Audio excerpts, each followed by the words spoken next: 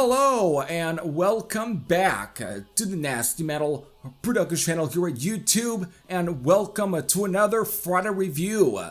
Today I am here to review Hellfire, the brand new 8th album from Belgium Metal power trio Killer. This is their newest studio album and their first to be released through HNE Recordings. Again, that is not, let's say, reissues, whatever, like just back catalog shit. And if you want to know what HNE stands for, that technically stands for Hear No Evil Recordings, which is a sub-label of Cherry Red Records. So, without further ado, let's begin, shall we? Okay, before I get into any of my thoughts, you know what I have to do. I have to do a track list rundown so I can tell you folks what are the songs that are on this album, how many songs are on this album, and what is the time length for this album.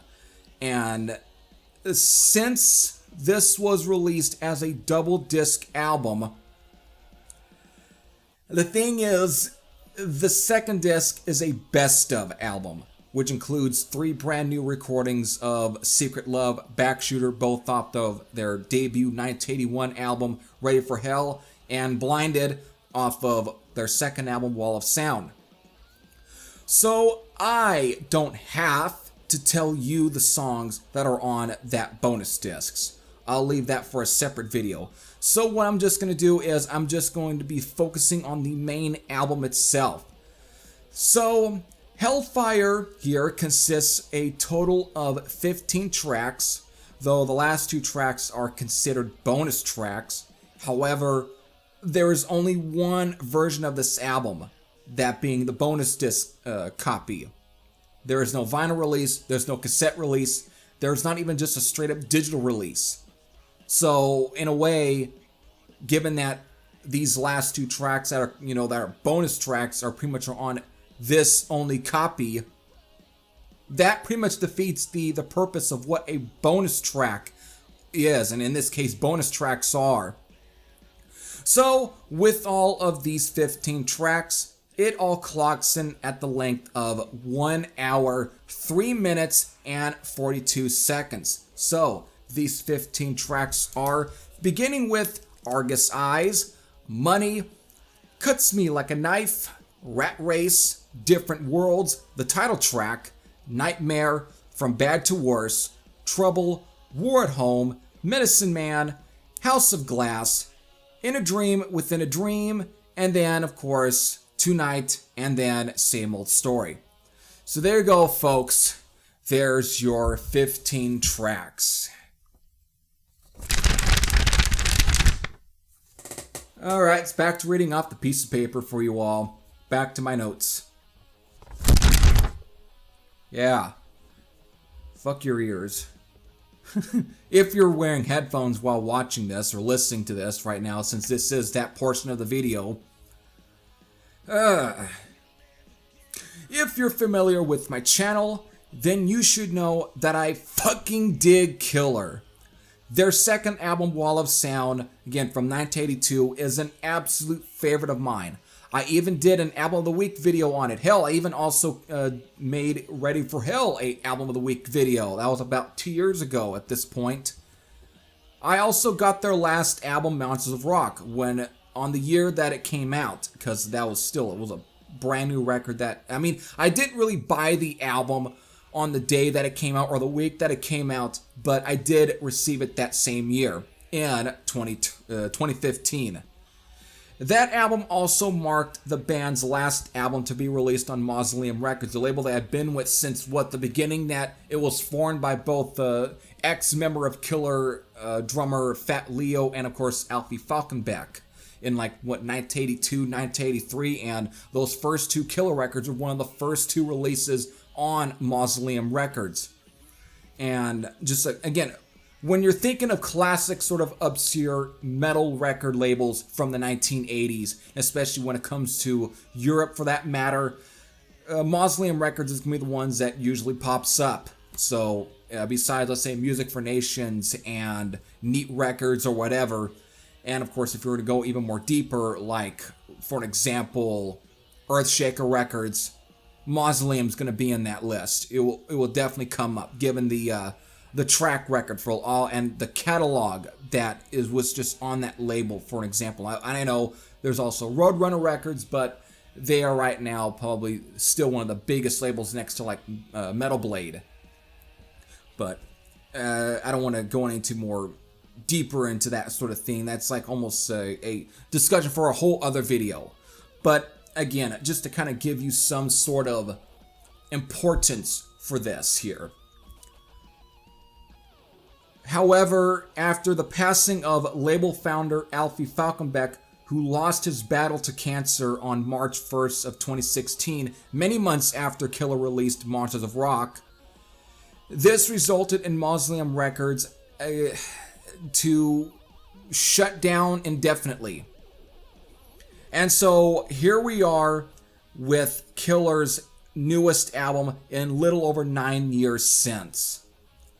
The lineup for this album is not entirely the same as the lineup on, for those classic albums from the 80s, or even, for example, some of the ones since Fatal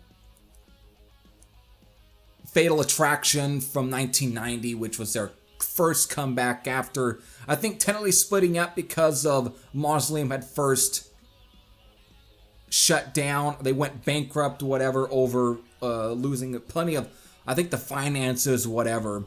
And they came back and it briefly brought back the label for a little bit, though I think it was a German rendition of that label, but it was still Mausoleum Records. And then, of course, they broke up, I think, again, and I know Paul Van Camp kind of went on to doing his own little thing, released a solo record, I think it was titled Too Wild to Tame. And then, of course, after that, it was meant just a whole year there, a whole decade into the 90s, and then finally by the early 2000s, Killer were back. Again, Paul Van Camp, I think, pretty much just formed a slightly new lineup, even though, again, he was still a part of it, and then that's when they released a bunch of those other albums like Immortal and Broken Hope, and then, of course, Monsters of Rock. But to continue on here to further, again, which is what it is, given that Killer has gone through so many various lineup changes over the decades, but it's mainly been Paul Shorty Van Camp that's been the most consistent member. But this album right here, the lineup is the same as it was on the previous album, Monsters of Rock. So just like Monsters of Rock and all the other previous albums that I've also mentioned already, it's about the same. And with 15 tracks, it has a range of mid-tempo songs, upbeat rockers, fist-pummeling bangers, and even a healthy dose of Black Sabbath-esque like tracks, and some bluesy songs, and even a ballad. Of the mid-tempo songs that I like here, Different Worlds comes to mind. It has that bluesy vibe to it, but is pretty damn catchy. It has a cold mood to it. I just really dig it. Now for the up-tempo rockers like Money, for an example, that smokes from Bad to Worse grooves, sounding like it would have fit great on Wall of Sound. And of course there's Tonight, which has an infectious hook, just great. And then there's Same Old Story, which is a fun boogie rocker that wouldn't be out of place off of Ready for Hell, their debut album. Now, let's get on to Cuts Like a Knife. This is a straight up slow blues rocker that instantly reminds me of both Robin Trower and Canadian Hendrix prodigy Frank Marino, who is actually credited as a major influence on this particular track. Hell, this was even kind of dedicated to Frank Marino, because Paul Shorty Van Camp is a big admirer of his guitar playing, and if you've ever listened or are familiar with plenty of Killer's albums, that you know exactly that a lot of Paul's guitar soloing and stuff it's in that same realm as like guys like Frank Marino and Robin Trower. That just has that very bluesy feel. Now, it's not nearly as, let's say, technical or as precise, let's say, similar to, let's say, like a Uli John Roth, or even to some extent like a Michael Schenker, even though he is also credited as a big influence on Paul's guitar playing. But again, it's just that same similar feel, and it's just worked very effectively on tracks like Cuts Like a Knife, and even Different Worlds, and so on.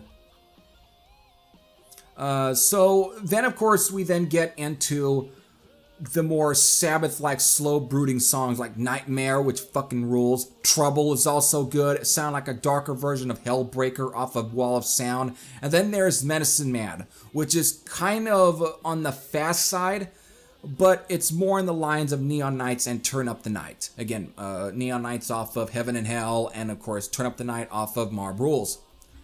Now, it can't be a killer album if it doesn't have its barn burners. The album opens up with Argus Eyes, and then Rat Race, which just speeds right on through, and then of course the title track, which is just sets everything all ablaze.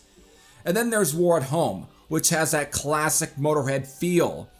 Again, Motorhead has been one of the many bands, actually the main band that Killer has always been compared to since their debut album from 1981, Ready for Hell. So finally, there is In a Dream Within a Dream. The album's soul ballad, has a nice calm atmosphere to it. It's just very well written. I really like what was done here, and it's normally that you really hear this kind of stuff on any of these Killer albums, because again, they're all like just wall-to-wall fucking bangers, and it's just kind of cool to kind of see, you know, still Paul kind of try and throw some of these kind of ballads into these kind of albums just to give it a little bit more variety, to kind of shake things up, which was something that you always kind of got from Lemmy, from Motorhead. You know, he always would do that, especially when you got into like the 90s period and then the 2000s. And it just was always kind of cool to kind of see that, than just sticking to the more traditional hard rock, heavy metal that bands like that were known for. So it's just a great effort for that. Alright, now before I end this review, I have to point out that the many times that I have listened to this, I noticed that bass player Jackie, though, I think he went by the name Ian something. We're just going to go by Ian something. I had his name and his last name already, but he went by Ian something on Monsters of Rock. Now he's just Jackie for this album. He doesn't provide any vocals on this. I don't know if it's a mixing issue and that he just tends to blend in with Shorty's vocals, but on the last album, Monsters of Rock, he had Deaf, Blind, and Dumb. Now, it's not that I am complaining, but it's more of an interesting observation than anything else. So, there it is, folks. There's my overall thoughts on Hellfire from Killer. My rating for this album is a 8.67 out of 10. Again, it's a solid record, and if you're familiar with any of their music, just like I am, then you know that this really isn't breaking any new ground when it comes to Killer. However, what this album does effectively is that it dishes up to the listener plenty of just great fun rockers, plenty of fun head-banging songs. It's just Killer being Killer, and that's all that matters. Again, it's a very solid album. I kind of like this one maybe a little bit more than Monsters of Rock, but again, that's probably due to the writing on this album than compared to the writing on Monsters of Rock, which again was a solid album, though I kind of prefer the production a bit more on Monsters of Rock, but I think the songs might be a bit more tighter here on Hellfire than they were on Monsters of Rock. But again, these two albums are just neck and neck. It's no different than any of the stuff they've released or since the 2000s, whatever, and you get plenty of that classic feel that you got on some of the classic albums like Wall of Sound, Ready for Hell, and Shockwaves, and so on.